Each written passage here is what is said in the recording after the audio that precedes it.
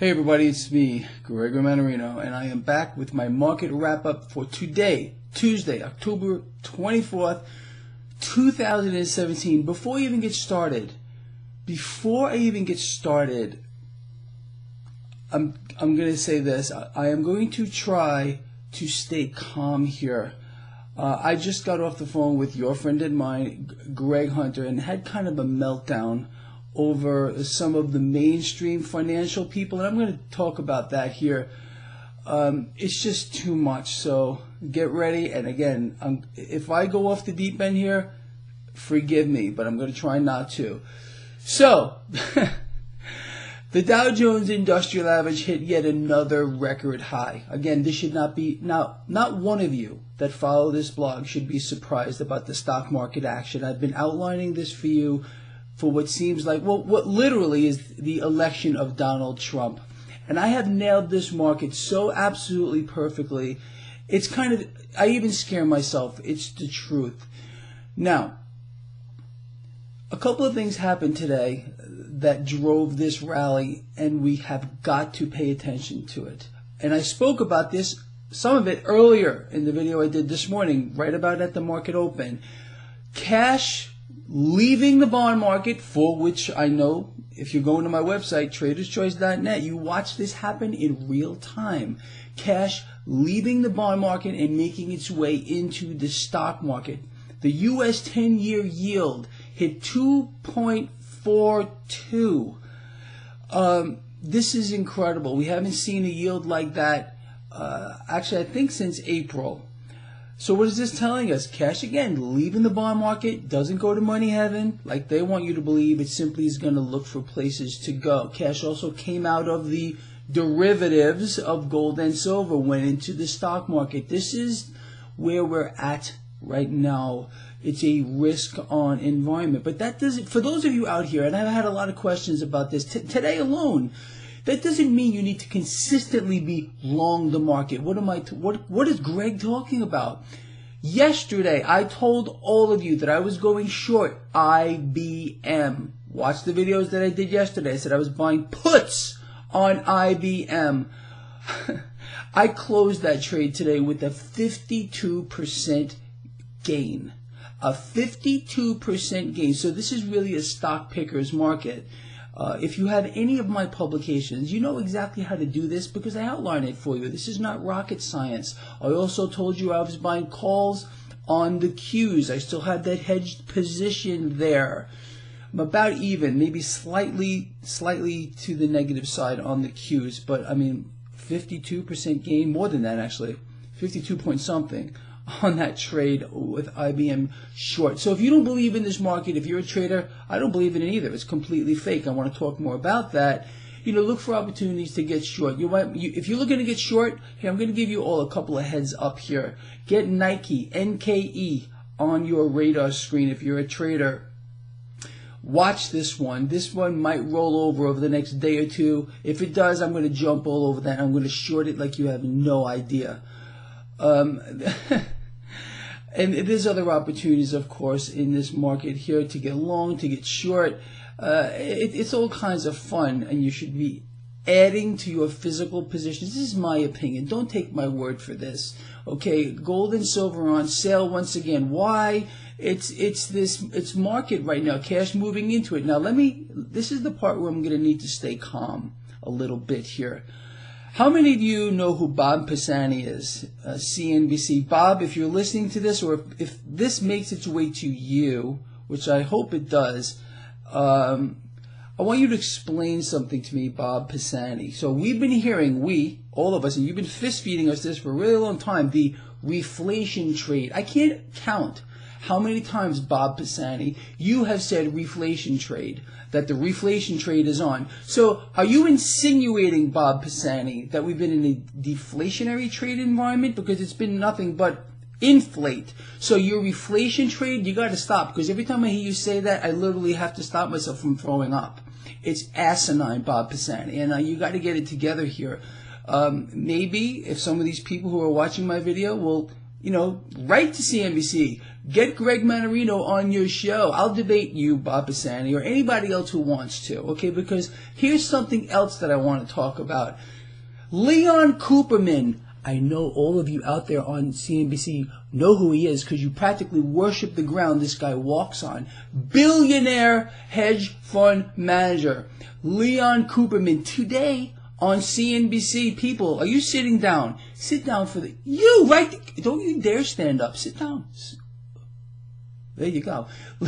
Leon Cooperman, again, this guy can practically walk on water, according to CNBC. And, you know, he's really idolized this guy. He's very smart.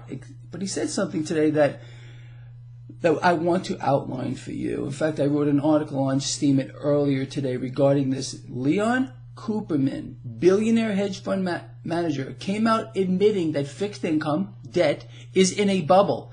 He said this while he was being interviewed by one of the commentators at CNBC, and they just brushed over it. Like he didn't even say it. It was like, let's go back to the market. That's what they don't want to hear about this. So you got yet another billionaire, multi-billionaire hedge fund manager talking about how the debt is in a bubble, and they don't even want to hear about it.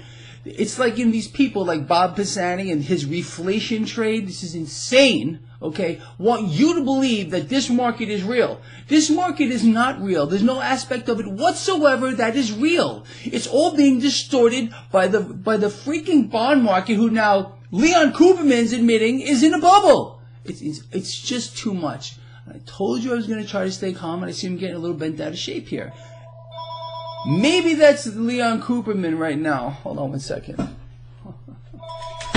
Oh, I just unplugged him. No, it can't be. It's a call from Vegas, so it can't be Leon Cooperman. I don't know who this is. I don't know what to do with that. Anyway, don't matter. Look, I think you get it if you follow this blog here. You got people like Bob Pisani talking about the reflation trade. Bob Pisani and his reflation trade. And then you've got Leon Cooperman joining the whole bunch now of billionaire fund managers talking about how the debt is in a bubble. But they don't want to talk about that. See, look, if CNBC were real, I know this is going to make it back to some of you because I talked to some of you on CNBC. I will not mention your name because you won't mention mine either, and that's fine. But they will not address these issues here. What that commentator, I can't remember who it was, who was interviewing Mr. Cooperman, should have come back and said, hold on a minute. The debt market is in a bubble. Fixed income is in a bubble. What are the ramifications of that? No. They didn't want to talk about that. They just want to talk about how the Dow Jones Industrial Average is at an all-time record high once again. And Bob Pisani's reflation trade, you had this guy who walks around with a permanent smile on his face talking about his reflation trade. It's insane. You all want to do me a favor? I'm going to ask you for a favor right now. When you finish watching this video, you know, go to CNBC's website or write to CNBC and say, get Greg Manarino on your show. They'll never have me on because I would like the place up with, they wouldn't even know what to do, half of these people over here, because again, they have to stick to their narrative. Their narrative cannot be broken in any way, shape, or form. They are cheerleading for this market that, again, Leon Cooperman is now saying the debt market is in a bubble, sounding exactly like a Greg Manarino, Jeffrey Gundlach, former Fed president, whatever his freaking name was here, Greenspan. I mean, it's insane. So nothing is real, and these people on CNBC, they know nothing is real here, but it doesn't matter.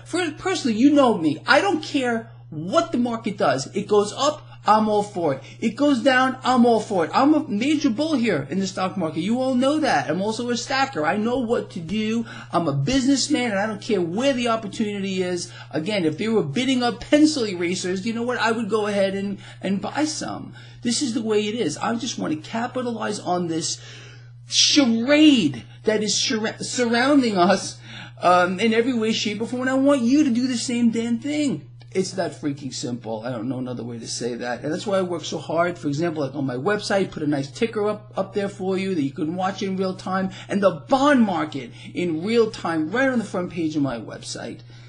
And one more thing. I went back to my website several times today, and the chat room was full. And I'm loving that. That means that there's a lot of you people out there getting in there. It's a free chat. I pay for this. I pay for it for you, so you all can get in there and talk about the markets and whatever you want to talk about. Make new friends. I don't know. I know I'm going off the deep end on this video, but look, this market here it's not real. We understand that. Is it ever going to pull back? I have no idea, and I don't freaking care. Neither should you. Just look at every single thing that comes up here as an opportunity for you to get yourself richer, get on the right side of this. Because I've been promising every single one of you since I don't know how long that we're going to take these Wall Street banks over there and we're going to eat them up and chew them up and spit them all over the place. Because they can't compete, in my opinion. All right. If we keep following what's going on, it's impossible that we're going to lose, and we're just going to reap the rewards like there's no tomorrow, because you know what, there may not be one. But for now, we're going to just rip the face off this thing, and it's of everything, and we're going to laugh when we hear people like Bob Pisani talk about a reflation trade. Reflation trade, Bob Pisani. Maybe that should be your nickname. Anyway, people, like I said, you want to do this guy a favor? When you finish this, let's see if we can light up CNBC's email box, or even better yet, call them, go to their website and say, get Greg Manarino on your show. I would love to be on their show, honestly. They won't have me because they won't know what to do with a guy like me. They'll probably get me up there and try to discredit me one way or the other, because that's what they have to do, because they have no other alternative. But if any one of them wants to sit there toe-to-toe with me and discuss this that is going on, I'll have them crying by the time the show is over, I guarantee you. So do me that favor. Get on the horn with CNBC. Get me on that show. All right, everybody. I'll see you in the morning, and we're going to go over this, and we're just going to do it. Period. The end. Wow.